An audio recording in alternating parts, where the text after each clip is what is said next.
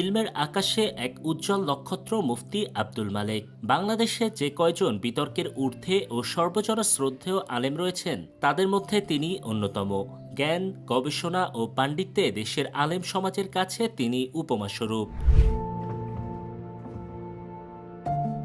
১৯৬৯ সালের ২৯ আগস্ট কুমিল্লা জেলার লাকসাম উপজেলার সরাসপুর গ্রামে মুফতি আব্দুল মালেক জন্মগ্রহণ করেন।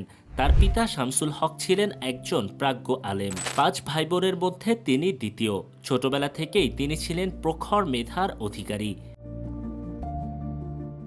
শিক্ষা জীবনের শুরুটা হয় পরিবার থেকেই। প্রাথমিক শিক্ষালাভের পর তিনি চাঁদপুরের শাহরাস্তির খেড়িহর কওমি মাদ্রাসায় মিশকাত জামাত পর্যন্ত পড়াশোনা করেন। এরপর তিনি ওই মাদ্রাসায় উচ্চতর হাদিস বিভাগে ভর্তি হয়ে ৩ বছর মাওলানা আব্দুর রশিদ রোমানী রহমাতুল্লাহি আলাইহির তত্ত্বাবধানে হাদিস অধ্যয়ন করেন। তারপর ইলম অন্বেষণে পাড়ি জমান দেশ ছেড়ে বিদেশে। পাকিস্তানের করাচি বিন্নুরি টাউনে অবস্থিত বিশ্বখ্যাত দ্বীনি বিদ্যাপীঠ জামিয়াতুল উলুমিল ইসলামিয়া থেকে দাওরায়ে হাদিস অর্থাৎ মাস্টার্স সম্পন্ন করেন। ১৯৯২ সালে তিনি দারুল উলুম করাচিতে ভর্তি হয়ে মুসলিম জাহানের বিখ্যাত স্কলার মুফতি তাকি উসমানীর তত্ত্বাবধানে ২ বছর উচ্চতর ফিকাহ ও ফতোয়া বিষয়ে অধ্যয়ন করেন। ১৯৯৫ সালে তিনি সৌদি আরবে যান। ইমাম মুহাম্মদ ইবনে সাউদ ইসলামী বিশ্ববিদ্যালয়ের উসুলউদ্দিন অনুষদের অধ্যাপক শায়েখ আব্দুল ফাত্তাহ আবু গুত্তাহর তত্ত্বাবধানে ১৯৯৭ সাল পর্যন্ত সেখানে কাটান।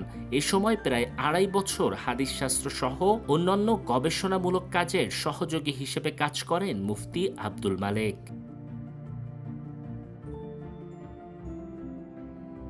তারপর ইলমের মধু ছড়িয়ে দিতে নিজ দেশে ফিরে আসেন তিনি। মাদ্রাসা শিক্ষার্থীদের উচ্চতর গবেষণায় বাংলাদেশে তিনি যুক্ত করেন এক নতুন মাত্রা। ১৯৯৬ সালে তিনি এবং তার বড় ভাই মাওলানা আবুল হাসান আবদুল্লাহ সহ কয়েকজন আলেম মিলে ঢাকায় প্রতিষ্ঠা করেন উচ্চতর ইসলামী শিক্ষা ও গবেষণা প্রতিষ্ঠান মারকাজুদ দাওয়া আল ইসলামিয়া। বর্তমানে এই প্রতিষ্ঠানের শিক্ষা সচিব ও উচ্চতর হাদিস গবেষণা বিভাগের প্রধান হিসেবে অদ্যাবধি দায়িত্ব পালন করছেন তিনি। একই সাথে জামিয়াতুল উলুমিল ইসলামিয়া ঢাকায় শাইখুল হাদিস হিসেবেও তিনি দায়িত্ব পালন করে যাচ্ছেন। ২০১২ সালে কওমি মাদ্রাসার স্বীকৃতি প্রদানের লক্ষ্যে বাংলাদেশ কওমি মাদ্রাসা শিক্ষা কমিশন গঠিত হলে এর সদস্য মনোনীত হন মুফতি আব্দুল মালেক। ২০১৯ সালে তিনি ইসলামিক ফাউন্ডেশন বাংলাদেশের জাতীয় চাঁদ দেখা উপকমিটির প্রধান মনোনীত হন। মুফতি আব্দুল মালিকের রচিত গ্রন্থের সংখ্যা মোট ১৬টি। তার তত্ত্বাবধানে প্রতি মাসে প্রকাশিত হয় বহুল জনপ্রিয় মাসিক ইসলামিক পত্রিকা আল কাউসার। তার লেখা কিতাব আল মাদখাল সম্পর্কে মূল্যায়ন করতে গিয়ে দারুল উলুম দেওবন্দের মাওলানা সাইদ আহমেদ পালনপুরি রহমাহুল্লাহ বলেন, আল্লাহর বিশেষ তাওফিকপ্রাপ্ত ও ইলমব্যস্ত এই শায়খের কিতাব আমাকে বিমোহিত ও বিস্মিত করে দিয়েছে। চলতি বছরের জানুয়ারিতে মিশরের রাজধানী কায়রোতে অনুষ্ঠিত আন্তর্জাতিক বইমেলার ৫৭তম আসরে বেস্ট সেলার তালিকায় স্থান করে মুফতি আব্দুল মালেকের রচিত আরবি কিতাব। মেলায় মুফতি আব্দুল মালেকের রচিত আরবি গ্রন্থগুলো আন্তর্জাতিক পাঠকদের আগ্রহের কেন্দ্রবিন্দুতে পরিণত হয়েছিল।